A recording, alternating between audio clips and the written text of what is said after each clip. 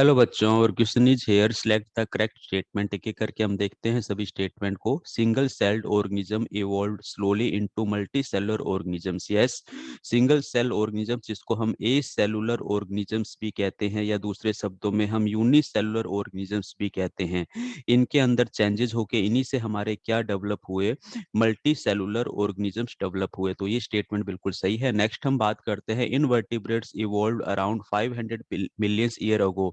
ये स्टेटमेंट भी सही है। इनवर्टिब्रेट्स हम कह सकते हैं हमारे 500 मिलियंस ईयर अगो हमारे डेवलप हुए थे। देखिए, अगर हम बात करें तो 4.5 बिलियंस ईयर अगो हमारा क्या हुआ था, यूनिवर्स ओरिजिन हुआ था। ठीक है। इसके बाद हम यहाँ पे बात करें 3.0 या फिर 3 बिलियंस ईयर अगो हमारा क्या हुआ था, अर्थ डेवलपमेंट हुआ था। और फर्स्ट ऑर्गेनिजम्स, ऐसा एक्सपेक्टेड किया जाता है, फर्स्ट ऑर्गेनिजम्स जो कि हमारा एक प्रोकैरियोटिक सेल था, प्रोकैरियोटिक के साथ साथ एक यूनिसेलुलर ऑर्गेनिजम्स था, ये अप्रोक्सीमेट 2.5 बिलियंस ईयर अगो हमारा डेवलप हुआ था। ठीक है।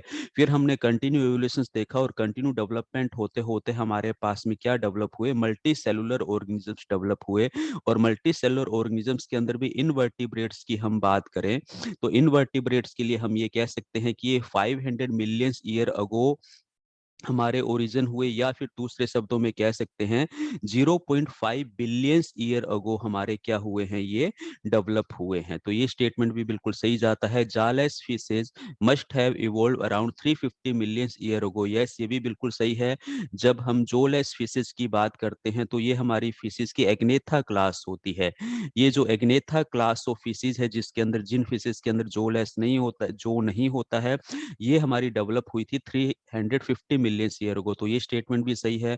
तो D statement, all of the above, सभी स्टेटमेंट हमारे यहाँ पे सही आ रहे हैं, इसीलिए ऑप्शन डी हमारा यहाँ पे करेक्ट आंसर है। Thank you.